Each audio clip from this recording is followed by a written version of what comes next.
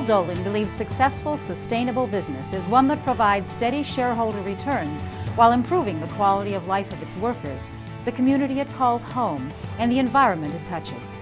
Its strategic perspective reaches out beyond the next 4 quarters, beyond the next 5 years, to consider what's ahead for the next generation. Well, I'm a wine guy. You know, if you cut me, I'm sure I would bleed 4 generations of Zinfandel, probably. And the question is, do we have the will to do things differently than we did in the past? Because I'm really committed to making a difference. A lifetime of working the land has shaped Paul Dolan's notion of sustainability and how it can be a major force for change.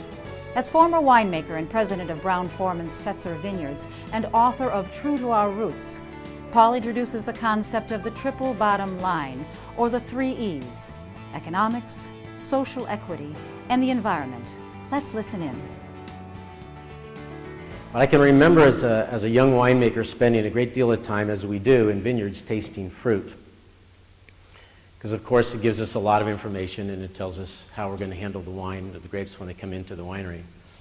And I can remember being in one particular vineyard. It was our estate property. It was a Sauvignon Blanc vineyard. Tasting the fruit off of one vine. And it had all of the fruit and melon and fig characteristics that I would expect for Sauvignon Blanc. And then just walking 10 feet over to the next row and tasting another berry, and it was flat and insipid. I didn't get it. I couldn't understand why that would be. And I would always have great hopes for that wine, and each year I was disappointed. The wine would end up going into our everyday table wine.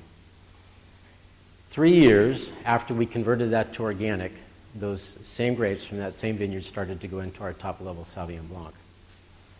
So I saw a couple things, at least a couple things. One was that if I grew grapes organically, I could probably improve the quality of the wines I was making.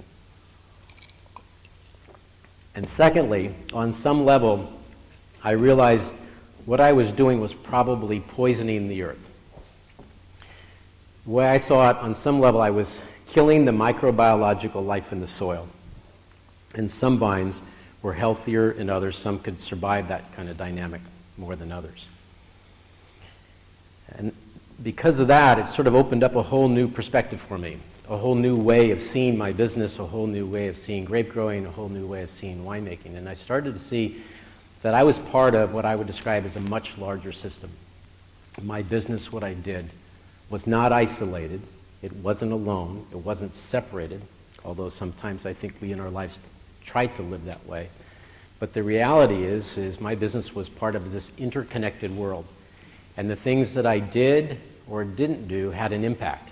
And if that was the case, then I could start to choose the things I wanted to do or choose the things I wasn't going to do, knowing that ultimately it could or couldn't make a difference.